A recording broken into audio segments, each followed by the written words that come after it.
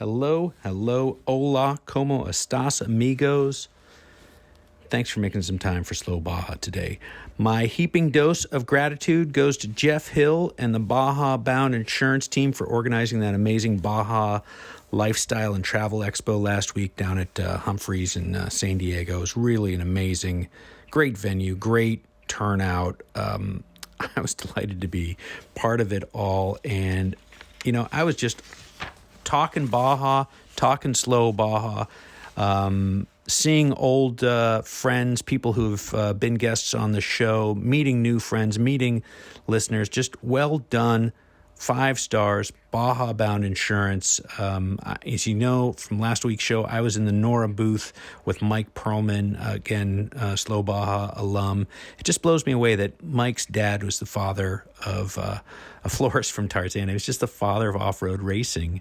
He had an employee who didn't know how to shift his old manual transmission Land Cruiser and got it out on the highway and just blew up the motor. And Mike's dad, Ed, just kind of being a cheapskate, said, well, what are we going to do here? Let's go to a junkyard and see what fits. Found a little Chevy V8 that dropped right in, and all of a sudden he's ripping around the desert and wondering if he could set the speed record from Tijuana to La Paz. Well, he didn't do that, but he did realize that, hey, we should have an off-road race, and the 1967 Mexican 1000 was the result of that. So it was super cool to be in the Nora booth playing the film 27 Hours to La Paz, that great documentary from the first race, and telling people about that history and telling people that they can come down with me and the Slow Baja class in their regular 4x4. So I just want to say big thanks to Baja Bound. Huge thanks to Nora and Mike Perlman for letting me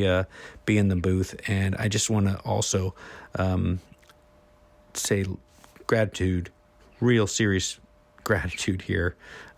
Get choked up kind of gratitude over all the Slow Baja listeners who came over and said hello, told me a little something about which show they liked or what keeps them listening to the show. And that was just really amazing for me to have sort of been at this for a couple years now, and to meet all those Baja lovers in one place really, really, really made my day. And then I just had to blow out of there and get off to my other great love, baseball. I went to see my son play at spring training. He's up with the Giants. So that was an awful lot of fun to go right from that venue, that amazing venue with all the Baja peeps, over to Scottsdale and watch a little baseball. Well, enough about me, my family, and Boy Wonder playing ball with the Giants. Today's show is with Javier Martinez of Bull. I muff that. I know I'm going to muff it 5 more times.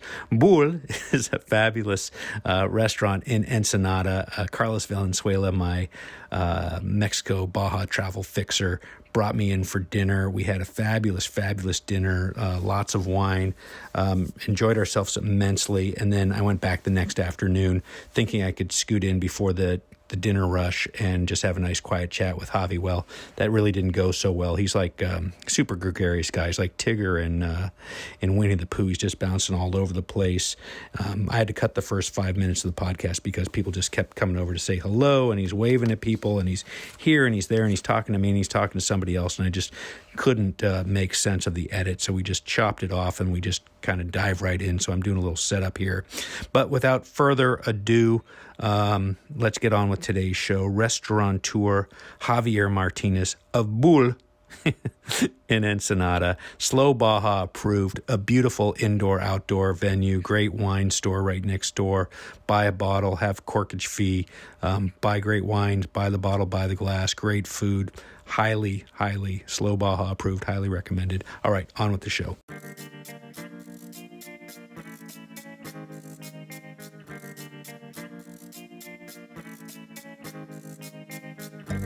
Hey, this is Michael Emery. Thanks for tuning into the Slow Baja. This podcast is powered by Tequila Fortaleza, handmade in small batches, and hands down, my favorite tequila. Hey, I want to tell you about your new must-have accessory for your next Baja trip. Benchmark Maps has released a beautiful, beautiful Baja California Road and Recreation Atlas. It's a 72-page, large-format book of detailed maps and recreation guides that makes the perfect planning tool for exploring Baja. Pick yours up at benchmarkmaps.com.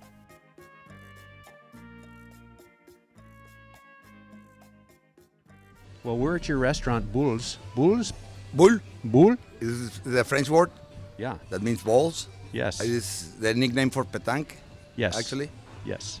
And basically I named it because it was my first restaurant going solo. This is my third restaurant, so I started with no money, no nothing. I did just balls to do it, really. So that was kind of took it, and we love the game, so that's why we name it. And a lot of people calling me like Bulls, like the Chicago Bulls or whatever, or Bollies or whatever. I really don't care. I'm not. No, how do you pronounce it? It's the French word, so it's supposed to be bull, but I just want people to be happy, so I really don't fight it.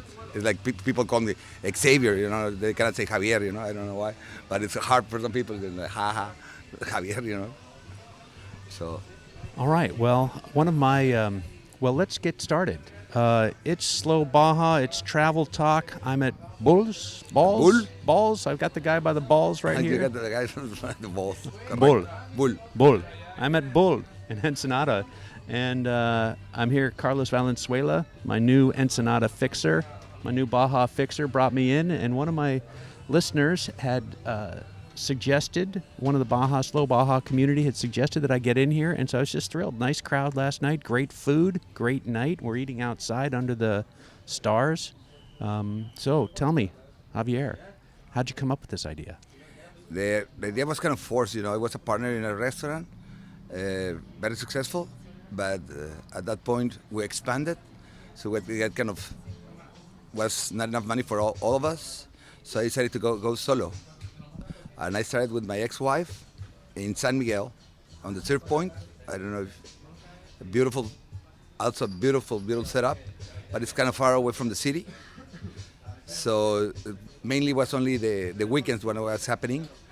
And the lease ended, and we moved here 8 years ago in this patio. That totally make it happen. I'm very, very happy here. Awesome. Do you think we can squeeze the music a little lower? I will turn it off. My editor's going to kill me. I record in all sorts of places, you know, street noise, all sorts of.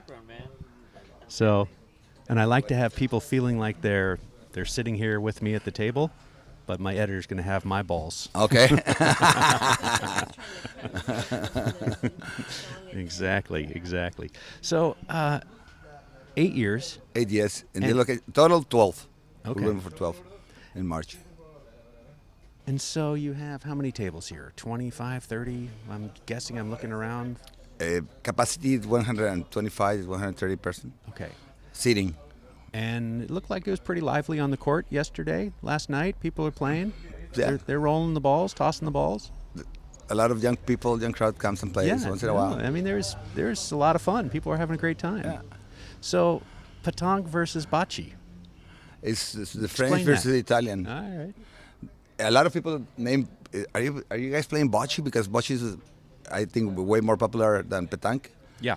But bocce is the Italian game. Bigger balls. You can run different.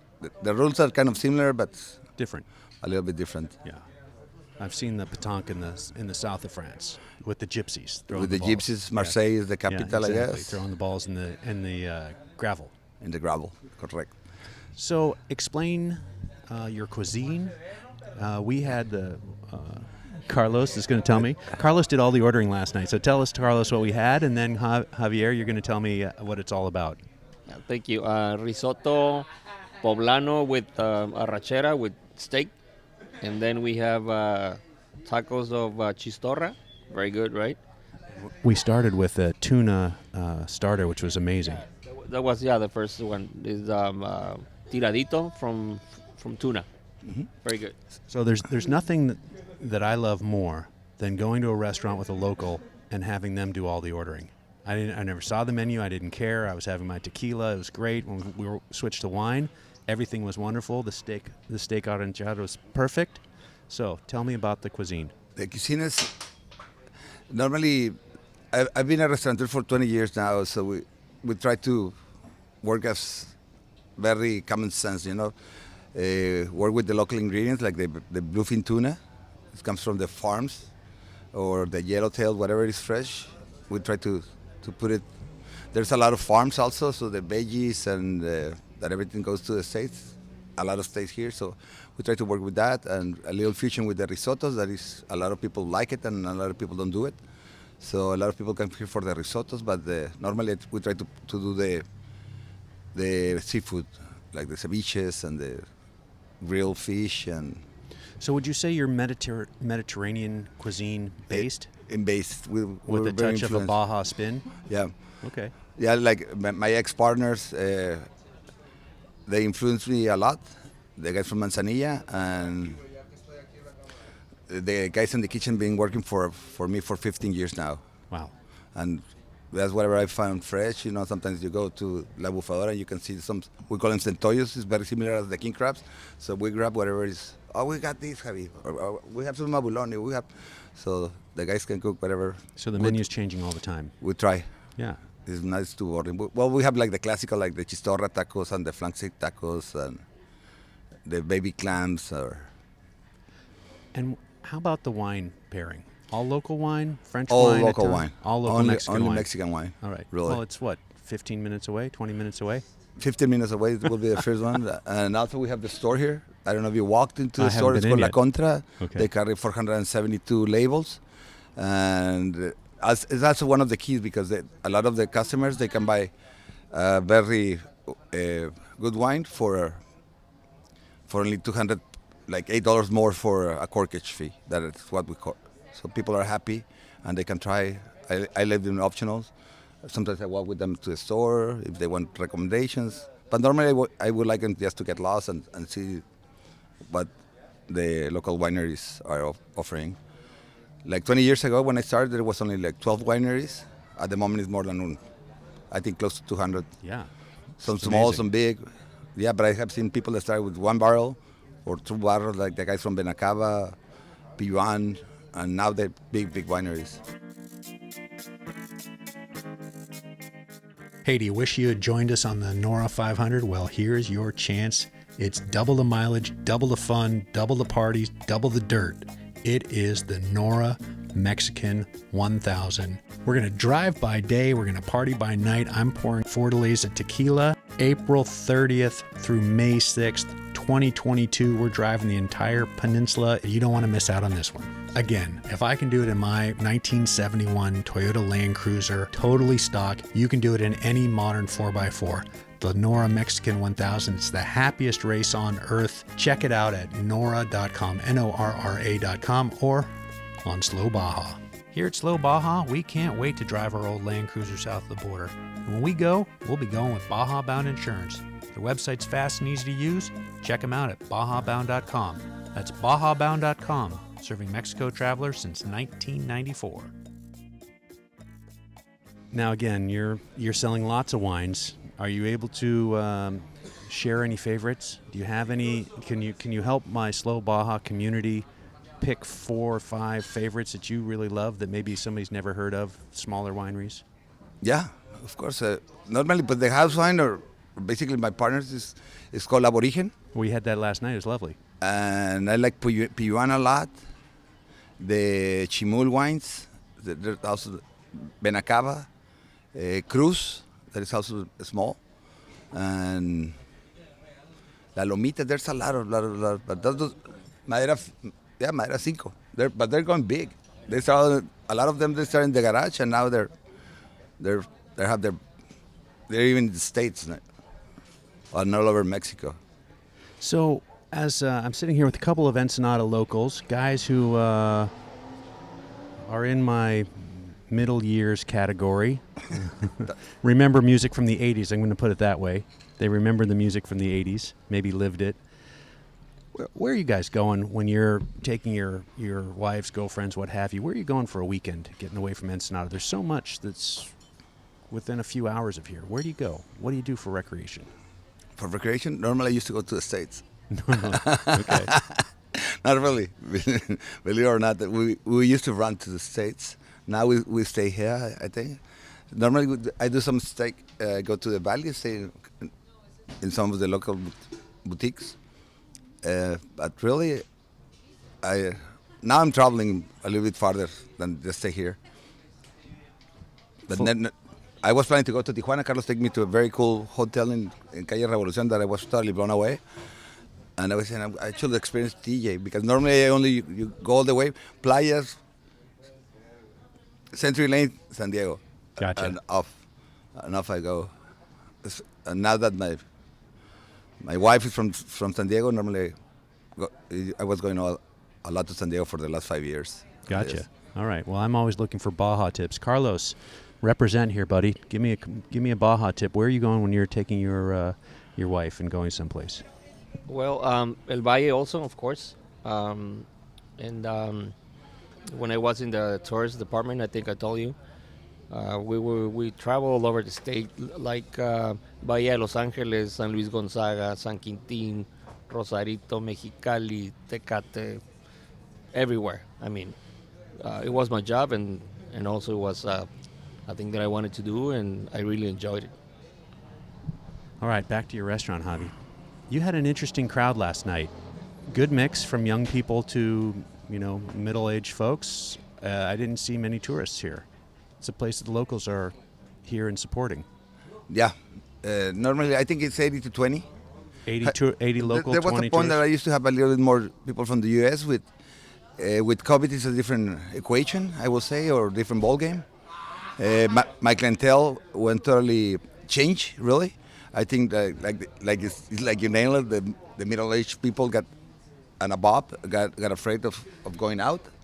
So the youngsters, all the bars and all the places, they were totally locked down. So they start coming here because I was only of the few spaces with a lot of open space. You've got all open distance. skies. It's easy. So they were happy with the distance and a lot of people, a lot of young people start coming. Like I have to remember, because I like to know my customers. I really like to get more personal. Oh, hi, Carlos. Hi, Michael. Hi. So, and I like, well, how you doing? And I have to at the beginning I didn't care about the names, but they start coming very often. Hi, Andres. Hi, Arturo. Hi. Because I like you. I like to remember what you eat, what you have, to make it more. I think it's part of Bull's success, I think.